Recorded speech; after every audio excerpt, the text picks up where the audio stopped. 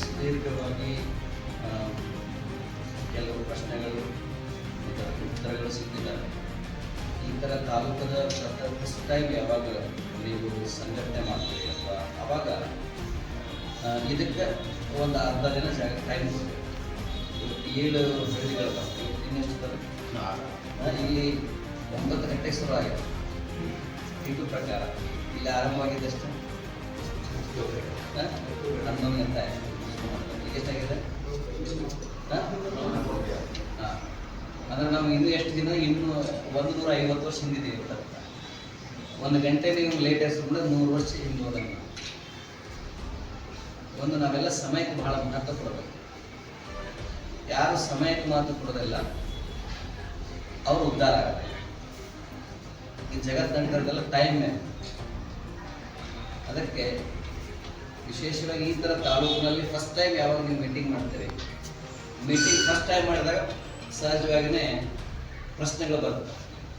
ನೀವು ಸರಿಯಾಗಿ ಪ್ರಶ್ನೆಗಳಿಗೆ ಉತ್ತರ ಕೊಡೋದನ್ನೇ ಸುಮ್ಮನೆ ಹಾಕಿ ಉತ್ತರ ಕೊಟ್ಟರೆ ಅದು ಸಂಘಟನೆ ಆಗುತ್ತೆ. ಅವ್ರು ನಿಮಗೆ ಕನ್ವಿನ್ಸ್ ಆಗಿದೆ. ಅವಾಗ ಏನಾಗುತ್ತೆ, ಅವ್ರ ಕೆಲಸಕ್ಕೆ ಬಂದಿರೋ ಮುಗಿತು ಹೋದ್ರು ಅವರು ಅಂತ. ಒಂದು ನಾವು 2018ಕ್ಕೆ ಬಂದ ಮೇಲೆ ಯಾವ ರಾಜ್ಯಾಧ್ಯಕ್ಷ ಸಕ್ರಿಯ ಇರಲಿಲ್ಲ. ಸಕ್ರಿಯ ರಾಜ್ಯಾಧ್ಯಕ್ಷರು ಇಲ್ಲಿ ತನಕ ಅವರೆಲ್ಲ ನಿಷ್ಕ್ರಿಯ ಇದ್ರು. ಅಂದರೆ ಟೈಮ್ ಬೇಕು ಅವರು ರಾಜ್ಯಾಧ್ಯಕ್ಷರು.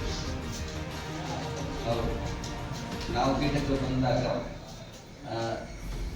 ಆ್ಯಕ್ಟಿವ್ ಇರಲಿಲ್ಲ. ಈಗ 1 ವರ್ಷ ಅಕ್ಟೋಬರ್ 6ನೇ ತಾರೀಕಿಂದ ಇವಾಗ ಇವರು ಕ್ರಿಯಾಶೀಲವಾಗಿ ಸಂಘಟನೆ ಮಾಡಬೇಕು ಅಂತ ಇವರಿಗೆ ಆಸಕ್ತಿ ಇದೆ.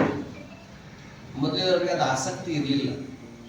ಯಾವಾಗ ಆಸಕ್ತಿ ಇಲ್ಲ ಅಂತಂದಾಗ ಏನಾಗುತ್ತೆ, ಈಗ ನಮ್ಮ ಜಿಲ್ಲಾಧ್ಯಕ್ಷರು ಅವರು ಕೂಡ ಆಕ್ಟಿವ್ ಇರಲಿಲ್ಲ. ಅವಾಗ 2018 ಅವರು ನಾಮಕಾವಸ್ಥೆ ಇದ್ರು, ಅವರು ನಾಮಕಾವಸ್ಥೆ ಇದ್ರು.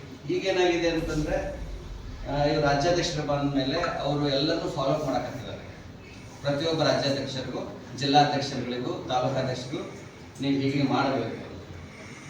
ಅವ್ರು ಹೇಳಿದಾಗ ನಾವು ಲಾಸ್ಟ್ ಟೈಮು ನಮ್ಮ ಗರ್ಭಿಷ್ಠಿ ಅವರು 2 ಬಾರಿ ನಾವು ಈ ಭಾಗದಲ್ಲಿ ಬಂದಾಗ ಅವ್ರು ತಿಳಿದು ಸತ್ಯ ಇದೆ.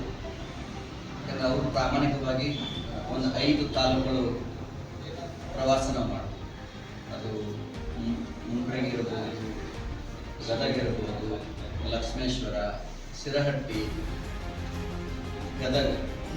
ಬಟ್ ಈ 2 ತಾಲೂಕುಗಳು ಹಾಗೆ ಉಳ್ಕೊಂಡಿದ್ವಿ. ಮತ್ತು ನಾವು ಯಾಕೆ ಹೆಚ್ಚು ಸಮುದಾಯ ಭಾಳ ದೊಡ್ಡದು, ಸಣ್ಣ ಸಮುದಾಯ ಅಲ್ಲ. ಮತ್ತು ನಾವು ಪೀಠಕ್ಕೆ ಬಂದ